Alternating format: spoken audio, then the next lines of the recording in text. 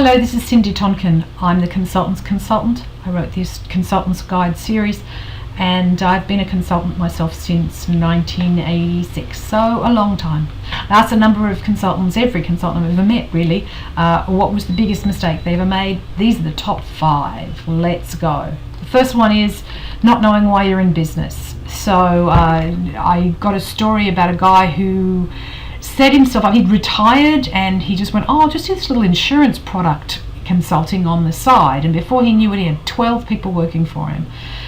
Within a year, he was so stressed out, he actually was in hospital. Just he'd overstretched himself. He'd forgotten why he was in business, which was to have fun and basically keep himself busy. He'd gotten out of control. Similar story, but in a good way. One of my clients was a dancer and opened a Pilates studio. Her outcome was that she needed to be able to dance, to have time to dance, and the studio was a way to pay for that. So when you know your outcome, you can actually stay within that, and you don't run quite so many risks. Mistake number 1, don't know your outcome, get it right.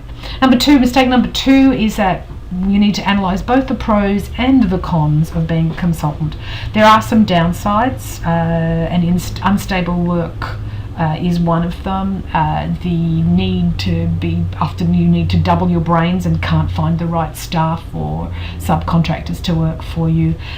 It's difficult to have work when people's budgets dry up. The first thing they stop doing is taking outside help. So analyse both sides of the coin, because here is mistake number 3.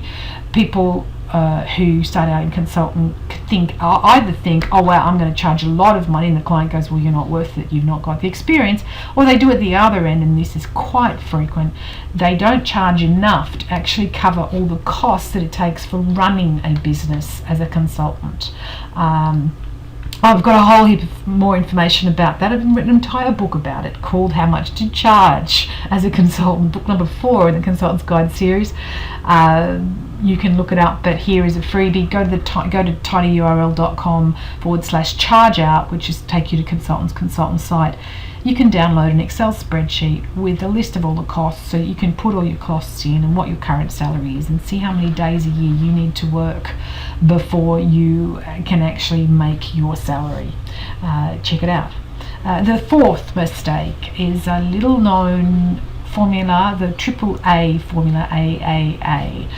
Here's how it works. Most of us think to be a good consultant we need to be good at consulting, excellent at strategy, fantastic at image, know everything there is to know about plumbing or carpentry or whatever it is. But in fact that is wrong. The most important thing is that people know you're available. When you look for a doctor, for example, the thing you do is you call your friends and say, who do you know, who's a good doctor?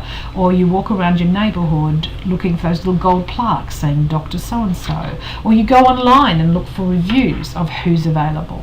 But you don't go, who's the best doctor, because most people can't tell. And that's the problem with a job like consulting. Very few people can judge how good our product is. The second step in consulting is not ability either. It's affability. Essentially, how nice are you? What's your bedside manner like? And this is affability. And then finally, the third thing that clients look for when they're searching for a new consultant is your ability. Because as I said, they have limited ability to judge how good your work is, but they also cannot tell that based on your ads. So you need to be out there and people need to know who you are and what you do. It's not just who you know, but who knows that you know how to solve a problem, and that can put you way far ahead or put you way behind.